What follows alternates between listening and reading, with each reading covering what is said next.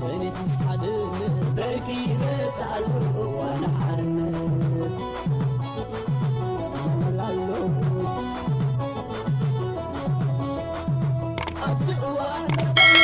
إشمت مزمزة نتم كل سنة دوا مسكرزة زمن مسافتي من بعرف ماما زمن سندري لا تعصقام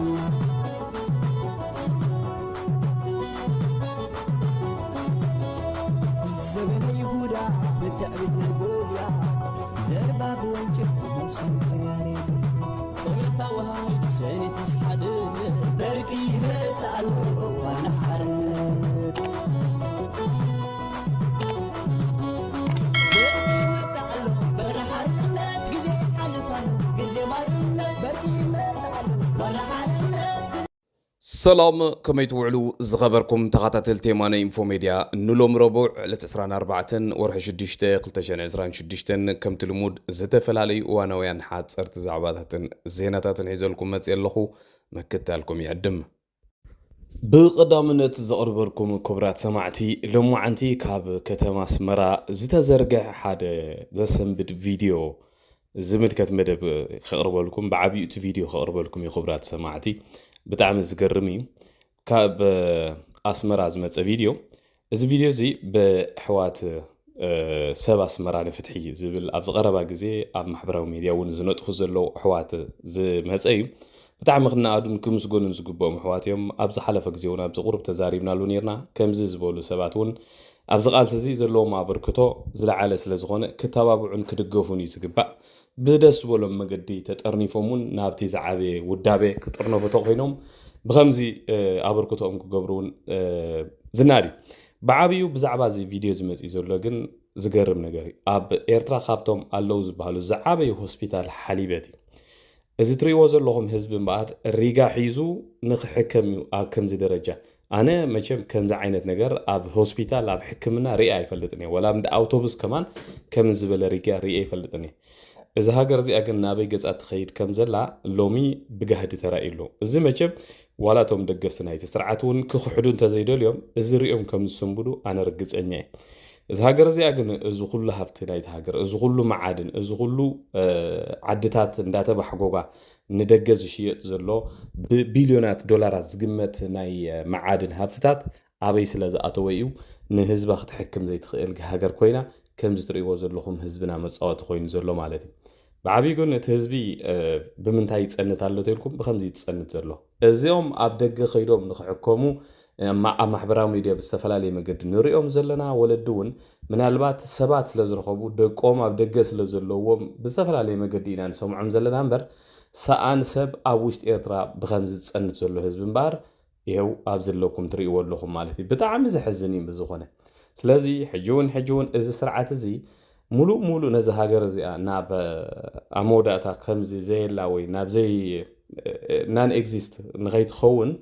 قاب حجة عزكا تقالسي كبرت خمسة لون إذا سرعة زي لما مسات حساس بو خوشت إيرترا تقحت يتقوت خمسة لون ما نمسب كسمرو اللي يقبأ مالتي لومي نزانا قعلو لومي نكاتعلو بزت أغمن زي تغمن أجندات نزاربو اللو خون أي قبأن بعبيو أتي كابس مراز مسا فيديو بأكالو نابو ززارو زلو سبات لزلو ناباخم قبله أبزي ألاتكم تا فيديو رأيو زي فيديو زي مساباس مرا أبتحلنا لهم زلا أخو فيديو كابتي دسن بالنقر زي أب حكمنا هوسبيتال حليبتنا زلنا حجي رأيو حزبي انتاي عينت مكارا يحلف الله رأيو زي رأيي أمني رأيو بكا أبتون كوبت أمريت دكيشي تحدر له ريغانو كبر سب مالتي رأيو أزي حليبتي أو مسئل فقالبن مسئل فأزابن أبدقة سب تساتحي له رأيو ما يوقع قلوخن أمارات يلن حكمنا نخركب مالتي رأيو زخلبي رأيو السبب دقة تدربي تحدر له بزحلن بس حيتان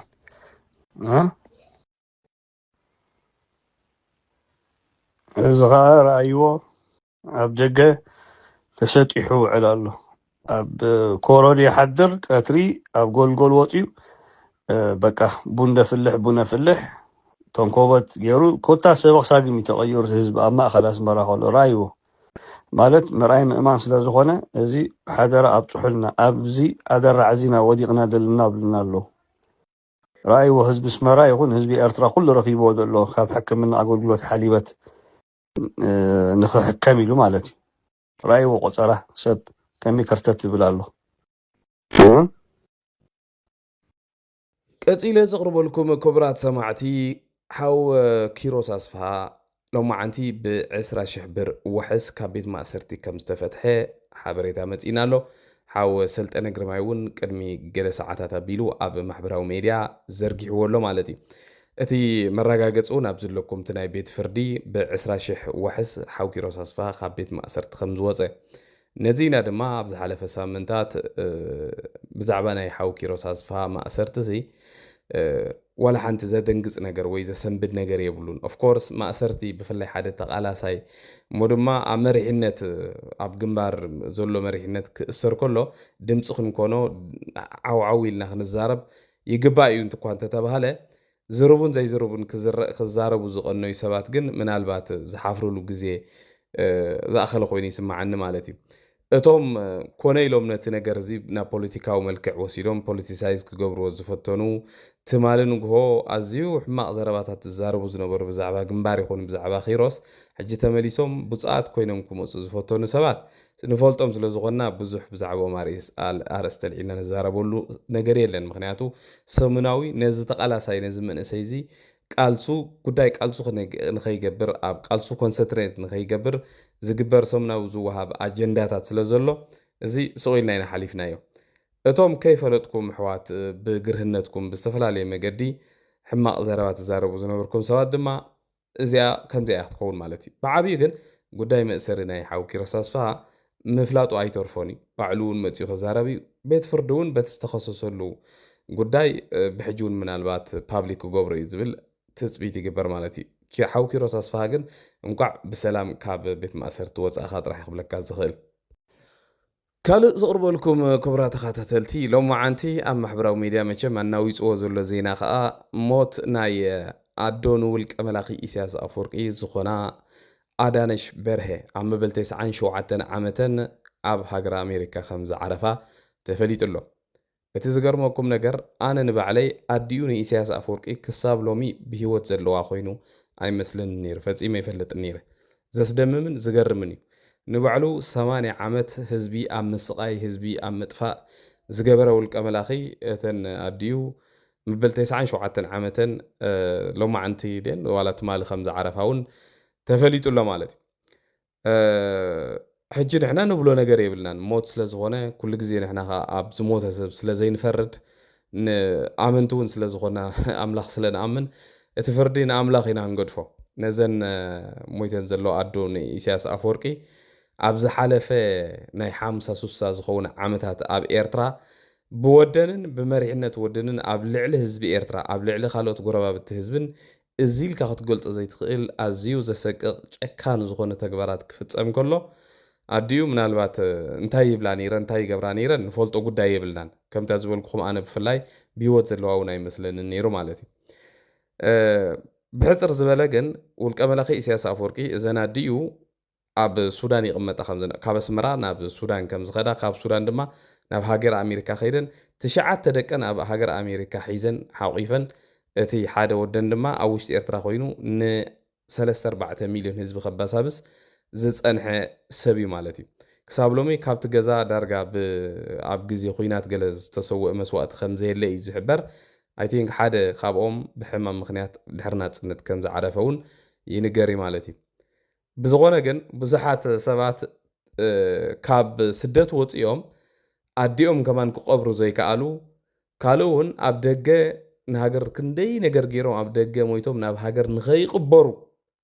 ብትእዛዝ ናይ ውልቀ መላኺ ኢሳያስ ኣፈወርቂ ዝተኸልከሉ ሰባት ኣብዚ ሕጂ እዋን ናብ መቃብር ናብ ስነ ስርዓት ቀብሪ ናይ ኣዶ ውልቀ መላኺ ኢሳያስ ኣፈወርቂ ክኸዱ ምዃኖም ክርኢ ኢና ክንዕዘብ ኢና እውን ኣዶ ኢሳያስ ኣፈወርቂ መበቆል ዓደን እውን ብትክክል እዚ ኢልካ ክግለፅ ኣይከኣልን እዩ ጸሎት ገለ ዝበሃል ዘረባ ኣሎ ኣይ ዶንት ቲንክ ግን ጸሎት ኣይመስለንን ብዝኾነ ግን ኣበየን ክቕበራ ማእሰን ክቕበራ ንሱ እቲ ውልቀ መላኽኸ ኣብ ግዜ ሞት ናይ ኣዲኡ ከይዱ ኣብቲ ቀብሪ ክሳተፍ ደይ ክሳተፍን ሓቢርና ክንርአና ምክንያቱ ክሳብ ሎሚ ምስ ኣዲኡ ገለ ዝኾነ ነገር ስእሊ ተራእይዎ ይፈልጥኒ ሰብ እዚ ሓደ ዘዕለለንሲ እንታይ ደን ነይሩ ኣቦኡ ክሞቱ ከለውሲ ኣቦኡ ምስ ሞቱስ ናብ ቀብሪ ይከደን ናብ ናይ ኣቦኡ ቀብሪ ንሱ ናብ ኦጋዱጉ ናብ ቡርኪና ፋሶ ትበሃል ሃገር መገሻ ገይሩ ኢሉኒ እዚ ንምንታይ ይኾም ገይሩ መስለካ ኢልኒ ኣብቲ እዋን እቲ ውልቀ መላኽ ኢሳያስ ኣፈወርቂ ብህዝቢ ኤርትራ ተኣማኒ ንምዃን ኣብ ልዕሊ ህዝቢ ኤርትራውን ዝፍሕሶ ዝነበረ ተንኮል ንምግባር ፍቅሪ ሃገር እዩ ዘለዎ ንምባል ዝገበሮ ተንኮል ምዃኑ እዩ ዝንገር ብዝኾነ ግን እንታይ ክብል ደልየ ከም በዓል ዘን ሕጂ ሞይተን ዘለዎ ኣዲኡ ንኢሳያስ ኣፈወርቂ ኣብ ዝሓለፈ ዓመታት ብወደነ ዝኩሉ ጭካነ ዝመልኦ ተግባራት ክፍፀም ከሎ ዓገብ ይብላ ነይረን ዶ ኣይብላን ይትሕቶ ኮይንና ዘሎ ማለት እዩ ወለድና ክቡራት እዮም ነይሮም ኣብ ታሪክ ናይ ኤርትራሲ ከምቲ ሓደ ፍሉጥ ዝኾነ ታሪክ ኣሎ ናይ ንጉሰ ወዲ እልፉ ዝበሃል ኣብ ዓደብኡ ዘይኣዘዝዎ ንሶም ቆፅሊ ዘይንበርሉ ካብ ትእዛዝ ናይ ወለዱ ካብ ትእዛዝ ናይ ኣዲኡ ናብኡን ወፃኢ ስለ ዝገበረ እዮም ንዕኡ ብኸምኡ ፈሪዶሞ ማለት እዩ በዓል ኣቦና ራእስ ተሰማ ስምሮም እውን ከምቲ ታሪክ ዘዘንትዎ ወዶም ገበን ስለ ዝገበረ ኣሕሊፎም ዝህቡ ውርዝዋት ዝኾኑ ቦታት እዮም ነይሮም ንሶም ኣብ ልዕሊ ወዶም ጭካነ ስለ ዘለዎም ዘይኮነ ፍትሒ ኣብ ልዕሊ ህዝቢ ክረጋገፅ ስለ ዘለዎ እዮም ከምኡ ዓይነት ስጉምቲ ወሲዶም ዝብል ታሪኻት እውን ኣሎ ማለት እዩ ብዝኾነ ግን እቲ ፍርዲ ንኣምላኽ ኢና ንገድፎ ቀፂለ ዘቕርበልኩም ክቡራት ሰማዕቲ ሓንቲ ኣብዚ ኣላ ካብ ሃገረ ኖርዌይ ዝመፀት ዜና እዛ ዜና እዚኣ ናይ ሕጂ ድያ ናይ ቅድሚ ሕጂ ማለት ቅድሚ ሕጂ እውን ከምኡ ዓይነት ውሳነ ወሲኖም ስለ ዝነበሩ ኖርዌይ ኣይፈለጥኩን እቶም ኣብ ኖርዌይ ዘለኹም ኣሕዋት ክትተሓጋገዙና ኢኹም ምክንያቱ ኣነ ኣብ ኢንተርነት ደለያ እዛ ዜና እዚኣ ኣብዚ ናይ ሕጂ እዋን ክረኽባ ኣይከኣልኩን ብዝኾነ ኣብዚ ዜና ናይ ኖርዌይ እንታይ ዝብል ዘሎ ኣብ ኖርዌይ ዕቑባ ሓቲቶም ነቲ ዕቑባ ዝተዋሃቦም ብመንግስቲ ኖርዌይ ብህዝቢ ኖርዌይ ዝተዋሃቦም ዕቑባ ንዕኡ ብምምዝማዝ ካብ ኖርዌይ ናብ ኤርትራ ተመሊሶም ዝኸዱ ስደተኛታት ከም ዘለዉ ኣረጋጊፅና ኣለና እዩ ዝብል እዞም ስደተኛታት እዚኦም ድማ ብሱዳንን ኢትዮጵያን ገይሮም ትራንዚት ገይሮም ናብ ውሽጢ ኤርትራ ብምእታው እዚ ናይ ስርዓት ናይ ኣዚል ወይ ከዓ ናይ ዕቑባ ምሕታሲ ብከምዚ መዝሚዞም ብዘይግቡእ ይጥቀምሉ ኣለዉ ዝብል ክስ ኣቕሪቦም ኣለዉ በዚ መሰረት እምበር ጉዕዞ ኤርትራውያን ስደተኛታት ብጀካቶም ናይ ኖርዌይ ዘይግነት ዘለዎም ናብ ኢትዮጵያ ናብ ሱዳንን ክኽልከል ምዃኑ ዝሕብር ሓደ ማዕከን ዜና ዘውፅኦ እዩ ኣብዚ ናይ ኖርዌይ ቴሌቪዥን ተዘርጊሑ ዘሎ ማለት እዩ ቅድሚ ሕጂ እውን ከምዚ ዓይነት ውሳነ ወሲኖም ከም ዝነበሩ ኖርዌይ ኣነ ፈልጤ ኣብ ካልእ ሃገራት እውን ከም በዓል ስዊዘርላንድ እውን ከምዚ ዓይነት ውሳኔታት ወሲኖም ነይሮም እዮም በዚ ትራቨል ዶኩመንት ዝበሃል ስደተኛታት ናብ ሃገሮም ንኸይምለሱ ስዊዘርላንድ እውን ኣብዚ ቀረባ ግዜ ከምኡ ዓይነት ስርዓት ንምትእትታው ትሰርሕ ኣላ ከምዞም በዓል ዘርኢ መርገም ዝበሃሉ ሰባት እውን ብከምዚ ዝበለ ናይ ትራቨል ዶኩመንት እዮም ናብ በዓል ኤርትራ እንደኸዱ ነዚ ህዝቢ ኤርትራ ከቢድ ዋጋ ዘኽፍልዎ ዘለዉ ስለዚ መንግስቲ ኖርዌይ ሕጂ እውን ካብቲ ዝሓለፈ ኣብ ልዕሊቶም ደገፍቲ ናይቲ ስርዓት ዝወሰዶ ስጉምቲ እዚ ስጉምቲ እዚ ሓድሽ ስጉምቲ ወሲድዎ እንተኮይኑ ብጣዕሚ ደስ ዝብል እዩ ማለት እዩ Mange eritreere missbruker den norske asylordningen og reiser til hjemlandet de flyktet fra. Å reise til Eritrea på ferie er et brudd på betingelsene for at de fikk asyl, men dette skjer i omfattende grad, bekrefter UDI. De siste 7 årene har over 8000 eritreere fått flyktningstatus i Norge. Dette er eritreiske asylsøkeres første møte med norske myndigheter. Her søker de asyl. 60% av alle som har fått asyl i Norge så langt i år var eritreere. Men nå viser det seg at noen eritreere misbruker asylinstituttet. Utlendingsdirektoratet bekrefter overfor NRK at eritreiske flyktninger i Norge i omfattende grad reiser tilbake til Eritrea ulovlig. Eritreere som reiser hjem skjuler sine spor. De søker visum til naboland som Sudan og Etiopia. Her betaler de eritreiske myndigheter for å komme inn i Eritrea. Eritreiske myndigheter på sin side stempler ikke inn- og utreise i reisedokumentene. Slik holdes det skjult for norske myndigheter at de har vært i Eritrea. På denne måten tjener regimet penger på sine egne flyktninger. UDI har nå innført nye reiseregler for eritreere uten norsk statsborgerskap. I tillegg til at de ikke får reise til Eritrea, får de nå heller ikke reise til naboland som Sudan og Etiopia. Asylordningen er for de som trenger beskyttelse, og da er det også viktig å markere at vi følger med på dette, og at vi ønsker å motvirke misbruk av asylordningen. ካልእ ዝቕርበልኩም ክቡራት ሰማዕቲ ሓደገኛ ዝኾነ ዜና ድማ ካብ ሊብያ ሰሚዕና ኣለና ሎማዓንቲ እዚ ዜና እዚ እንታይ ዝብል መስለኩም ከም ዝፍለጥ ኣብ ሊብያ ሓደ መንግስቲ ጥራሕ ኣይኮነን ዘሎ ልዕሊ 3-4 መንግስታት ኣለዉ ዓበይቲ መንግስታት እየ ዝብለኩም ዘሎ ካልእ እውን በብከባቢኦም ዝሕሉ ዝተፈላለዩ እንዳታትን ቀቢላታትን ዕጡቃት ጉጅለታትን ኣለዉ ብዓበይቲ ክረኣዩ ከለዉ ግን ሓደ ናይ ምብራቕ ሊብያ ዝበሃል መንግስቲ ኣብ ቤንቃዚ ዝበሃል ከተማ መደበሩ ኣሎ ብጀነራል ሓፍታር ዝበሃል ናይ ቀደም ካብ ቀዛፊ ሃዲሞ ገላ ወፃእ ሃገር ዝቕመጥ ዝነበረ ሓደ ጀነራል ትምራሕ መንግስቲ ኣሎ ካልእ ድማ ናይ ትሪፖሊ መንግስቲ ኣሎ ካልእ እውን ናይ ምዕራብ ሊብያ ከባቢ ቱኒዝያ ዘሎ መንግስቲ እውን ኣሎ ሎማዓንቲ እዚ ኣብ ምብራቕ ሊብያ ዘሎ መንግስቲ ካብቶም ኣብ ሊብያ ዘለዉ መንግስታት ዝሓየለ ወተሃደራዊ ዓቕሚ ዘለዎ ሓፈሻ እውን ምስ ናይ ደገ መንግስታት እውን ርክብ ዝገብር ብስነ ስርዓት መንግስቲ ዓይነት እዩ እሱ ዘውፅኦ መግለፂ ኣሎ እዚ መግለፂ እዚ እንታይ ዝብል መስለኩም ናይ 4 ሃገራት ዜጋታት ናብታ ሃገር ብዝኾነ ይኹን መገዲ ብኣየር ብባሕሪ ብመሬት ናብ ሊብያ ንኸይኣቱ ዝእግድ ትእዛዝ ኣውፅኡ ኣሎ እዚ ጥራሕ ዘይኮነ ኣብ ውሽጢ እታ ሃገር ዝቕመጡ ናይ ዘን 4 ሃገራት ዜጋታት እውን ብውፅጥ ካብ ሊብያ ንክወፁ ኣዚዙ ኣሎ እዞም ዜጋታት እዚኦም ድማ ኤርትራ ኢትዮጵያ ሱዳን ሶማልያ ሕጂ ኩሎም እቶም ትሕተ ሰሃራ ዝበሃል ሃገራት ብፍላይ ከዓ ናይ ኢስት ኣፍሪቃ ዝበሃል ሃገራት እዚ ዘይሕጋውያን ስደተኛታት ንምቁፅፃርን ኣብ ሃገሮም ዝኣቱን ዝወፅን ሰባት ንምፍላጥን ኢልና ዝገበርናዮ ይብሉ ኣለዉ እቲ ዝገርመኩም ነገር ኣብ ዝሓለፈ ሰሙን ኤውሮጳዊ ሕብረት ዘውፅኦ ታሪኻዊ ዝኾነ ውሳኔ ኣብ ዘንቢበልኩም ነይረ ብተደጋጋሚ ኣብ ማዕከና ዜና ዝሰምዑ ኣለኹም ኤውሮጳዊ ሕብረት ንብሙሎም ስደተኛታት ካብ ኤውሮጳ ወፃኢ ኣብኡ ዓጊትካ ኣብኡ ጉዳዮም ተራእዩ ገለ ካብኦም ውሕዳት ናብ ኤውሮጳ ከመፁ ክፍቀደሎም ካልኦት ግን ካብኡ ናብ ሃገሮም ንምምላስ ዝገበሮ ውሳኔ ካብ ዕለት 12 ሰነ ጀሚሩ ተግባራዊ ከም ዝገበሮ ሓቢርና ነርና ብዙሕ ሰብ ግን ዋላ ጠቕላላ ክሳብ ሕጂ እውን ኣየስተውዓለሉን ዘሎ እዚ ጉዳይ እዚ እምበኣር ድሮ ጀሚሩ ኣሎ እዚ ብኤውሮጳዊ ሕብረት ዝወፀ ሓበሬታ እንታይ ዝብል ካብ ኤውሮጳዊ ሕብረት ወፃኢ ኣብ ዘለዋ ናብ ኤውሮጳዊ ሕብረት ዘዳውባ ሃገራት እዮም ከምዚ ዓይነት ማዓስከራት ክኸፍቱ ተዳልዮም ዘለዉ ዋላ እውን ነዞም ኣብ ውሽጢ ኤውሮጳዊ ሕብረት ዘለዉ ተቐባልነት ዘይረኸቡ ስደተኛታት እውን ብምልኦም ሒዞም ናብኡ ንክመልስዎም እቲ ምድለዋት ዝገብሩ ዘለዉ ስለዚ ሊብያ ኣብ ዝቐረባ መዓልትታት ሓደ ውዕል ምስ ኤውሮጳዊ ሕብረት ፈሪማ ከም ዘላ እውን ኣብ ዜናታት ወፂኡ ኣሎ ካልእ ሊብያ ትገብሮ ዘላ ተግባራት ኣብ ዝሰሙን እዚ ድማ ዝሕዝን ተግባራት እዩ ኣብ ማያት ማእከላይ ባሕሪ ምስ ኤውሮጳዊ ሕብረት ብምትሕብባር ኣብኡ ኣብ ልዕሊቶም ብባሕሪ ክሰግሩ ዝፍትኑ ስደተኛታት ብጀላቡ ጌርካ ኣብ ማእከላይ ባሕሪ ናይ ሓደጋ ናይ ምውራድ ይጎይዎም እትዮም ክሃድሙ ኣብኡ ሓደጋ የጋጥሞሞ ብምሎም ኣብኡ ይሞቱ ማለት እዩ ከምዚ ዓይነት ሲስተም ነዊሕ ክስርሐሉ ፀኒሑ ሕጂ ግን ዳርጋ ኤውሮጳ ሙሉእ ብምሉእ ነዚ ጉዳይ እዚ መፂኦም ብሓፂሩስ ካብኡ ከድሕኑ ስደተኛት ከም ዘይኽእሉ ማንም ክፍለጥ ኣለዎ ኣብ ዝሓለፈ ዓመታት እውን ምሽዶ ከድሕንዎም ነቶም ከድሕኑ ዝኸዱ ሰብ መራኽብ ድዮም ካብዚ ኤውሮጳ ቮለንታሪ ናብኡ ዝኸዱ ኸማን ክሳብ ናብ ፍርዲ ዘቕረብዎም ሰባት እውን ኣለዉ ስለዚ